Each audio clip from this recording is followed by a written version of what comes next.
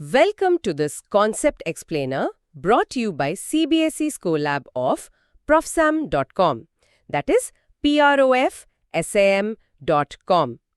இந்த டிஸ்கஷன்ல நம்ம உங்க டெக்ஸ்ட்புக்ல இருக்கிற யூனிட் 2 எலக்ட்ரோஸ்டாட்டிக் பொட்டென்ஷியல் அண்ட் கெப்பாசிட்டன்ஸ்ல இருந்து potential due to an electric dipole டாபிக்கை ஆழமா பார்க்க போறோம்.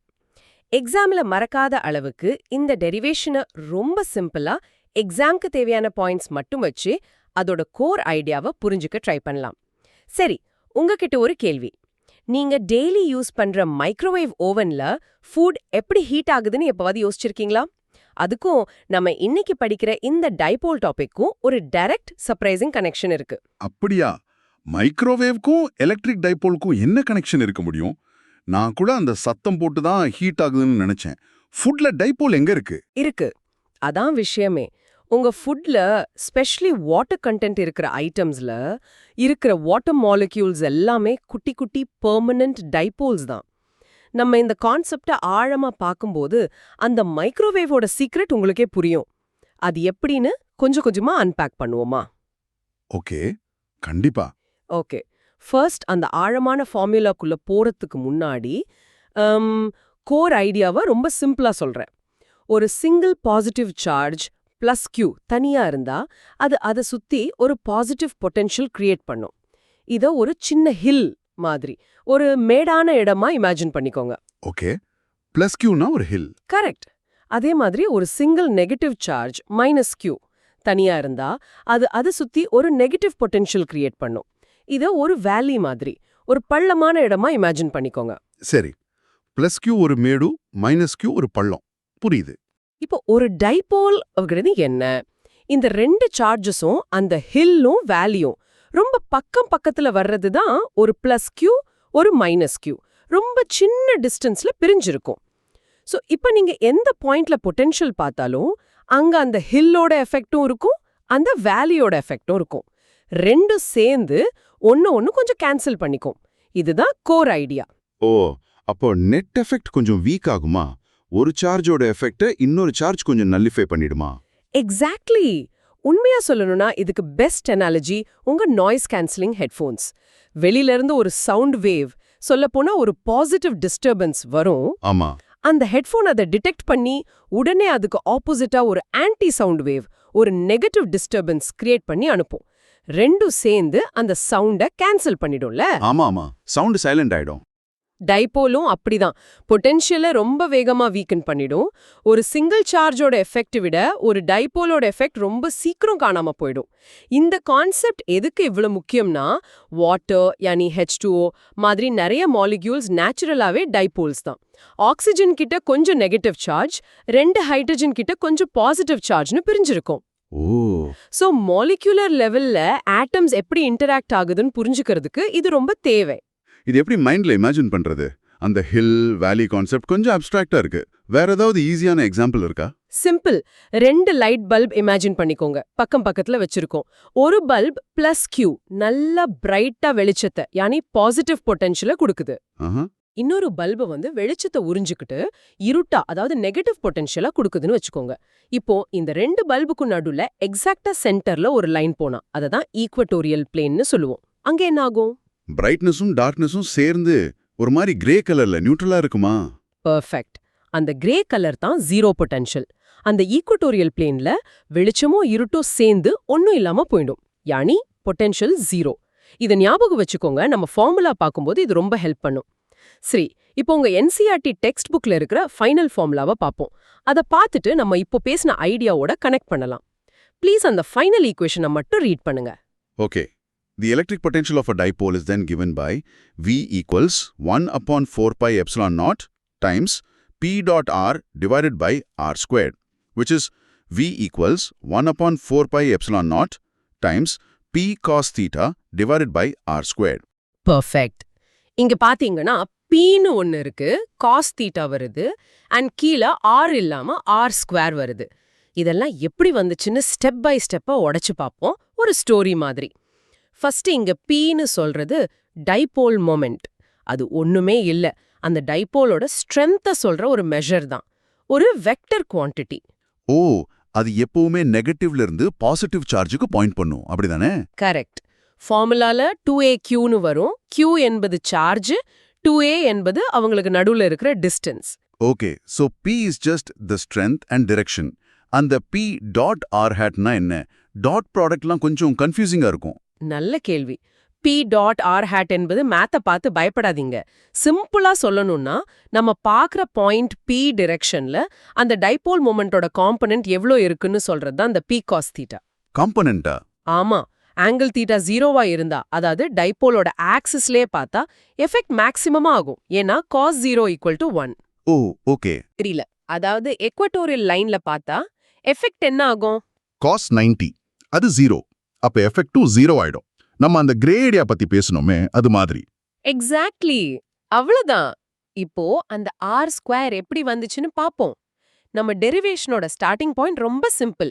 Superposition principle. ஒரு டைபோல்ல 2 பாயிண்ட் சார்ஜஸ் இருக்கு. ஒரு +q, ஒரு -q. சோ pங்கிற பாயிண்ட்ல டோட்டல் பொட்டென்ஷியல் வேணும்னா ரெண்டு சார்ஜோட பொட்டென்ஷியலையும் ஆட் பண்ணணும். Correct. v = v positive + v negative. அவ்வளவுதான். ஃபார்முலா படி v = kq/r1 kq/r2. ஆனா இங்க R1ம் R2ம் வேற வேற டிஸ்டன்ஸ்ல. பாயிண்ட் Pல இருந்து +qக்கு ஒரு டிஸ்டன்ஸ், -qக்கு இன்னொரு டிஸ்டன்ஸ். கரெக்ட். இதுதான் கீ பாயிண்ட்.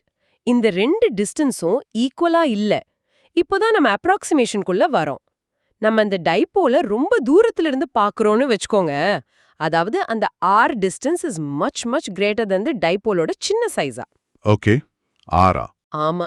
இமேஜின் ஒரு காரோட 2 ஹெட்லைட்ட நீங்க 1 கிலோமீட்டர் தூரத்துல இருந்து பாக்குறீங்க. உங்க கண்ணுக்கு அந்த 2 லைட்டும் ஒரே பாயிண்ட் மாதிரி தான் தெரியும். ஆனா உண்மையில ஒரு சின்ன கேப் இருக்குல்ல?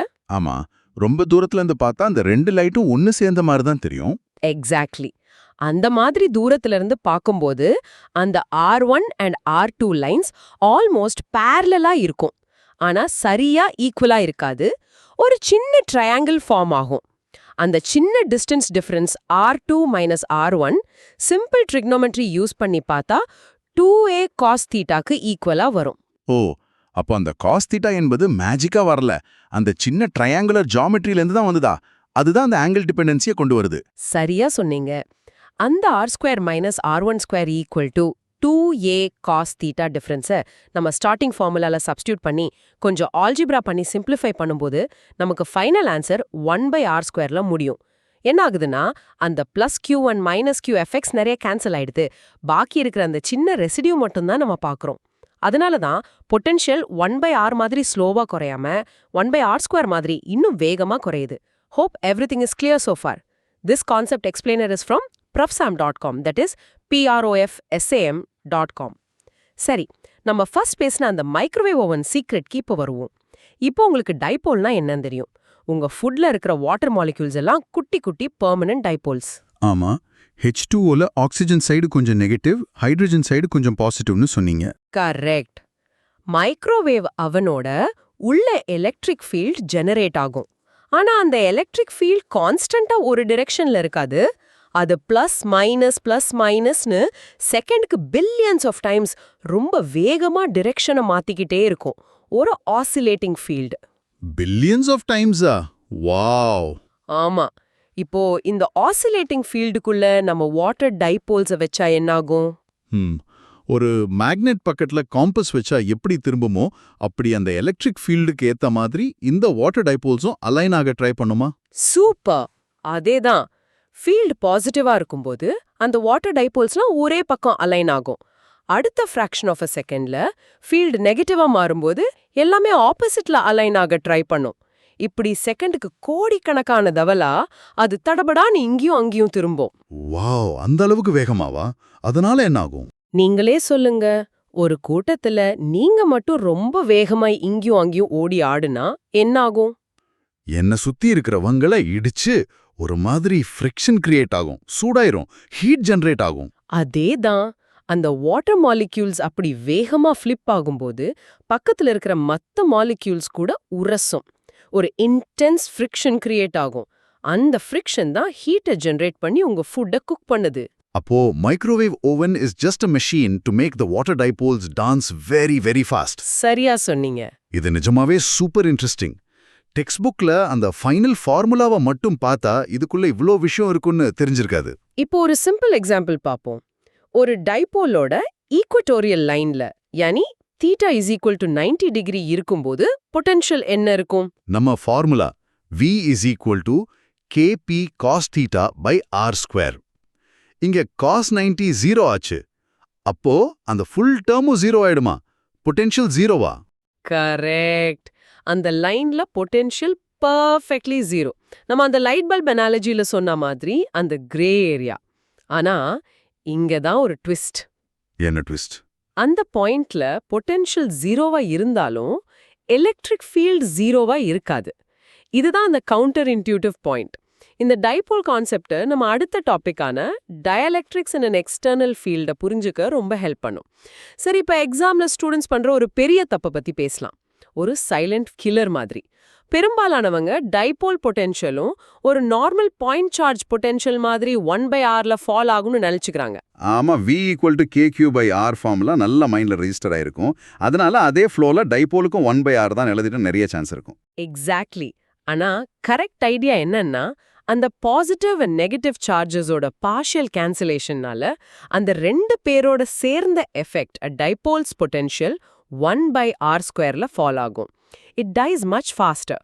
ஒரு பாயிண்ட் சார்ஜோட இன்ஃப்ளூயன்ஸ் 1/r விட ஒரு டைபோலோட இன்ஃப்ளூயன்ஸ் 1/r² ரொம்ப வேகமா காணாம போயிடும். ஓ, ஓகே. இது கரெக்டா புரிஞ்சுக்கிட்டேன். சோ டைபோல் பொட்டென்ஷியல் 1/r²க்கு ப்ரொபோர்ஷனலா குறையும். ஆனா பாயிண்ட் சார்ஜ் பொட்டென்ஷியல் 1/rக்கு ப்ரொபோர்ஷனலா குறையும். இது கரெக்ட் தானே? சரியா சொன்னீங்க. இதுல ரொம்ப கவனமா இருக்கணும். இது 1 மார்க் கொஸ்டின்ஸ்ல கூட வரலாம். டிஸ்டன்ஸை டபுள் பண்ணா பாயிண்ட் சார்ஜோட பொட்டென்ஷியல் பாதியாகும். ஆனா டைபோலோட பொட்டென்ஷியல் குவார்ட்டர் ஆயிடும், 1/4 ஆயிடும். இத மறக்காம இருக்க ஒரு சிம்பிள் மெமரி ஃப்ரேஸ் சொல்றேன். Dipoles die double. என்ன? Dipoles die double. ஆமா, அந்த டபுள் என்பது பவர் டு r² ஞாபகம் வச்சுக்கோங்க. பாயிண்ட் சார்ஜ்க்கு சிங்கிள் பவர் r1, டைபோல்க்கு டபுள் பவர் r2. சிம்பிள். இன்னொரு பிசிக்கல் ஜெஸ்டர். இப்போ நீங்க உட்கார்ந்திருக்கிற இடத்துலயே ட்ரை பண்ணி பாருங்க.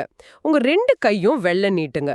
உங்க ரைட் ஹேண்ட +q வச்சுக்கோங்க, லெஃப்ட் ஹேண்ட -q வச்சுக்கோங்க. இதுதான் டைபோல். ஓகே. இப்போ உங்க உடம்புக்கு நேரா ரெண்டு கைக்கும் நடுவுல பெர்பெண்டிகுலரா போற அந்த லைன் தான் ஈக்குவட்டோரியல் பிளேன். அங்க அந்த பாசிட்டிவ் எஃபெக்டும் நெகட்டிவ் எஃபெக்டும் சரியா கேன்சல் ஆகி பொட்டென்ஷியல் இஸ் ஆல்வேஸ் நியூட்ரல், 0. நீங்க அந்த லைன்ல எங்க போனாலும் பொட்டென்ஷியல் 0 தான். ஓ நைஸ். இப்படி பண்ணி பார்த்தா அந்த ஈக்குவட்டோரியல் பிளேன் கான்செப்ட் மறக்காது. ரொம்ப பிராக்டிகலா இருக்கு.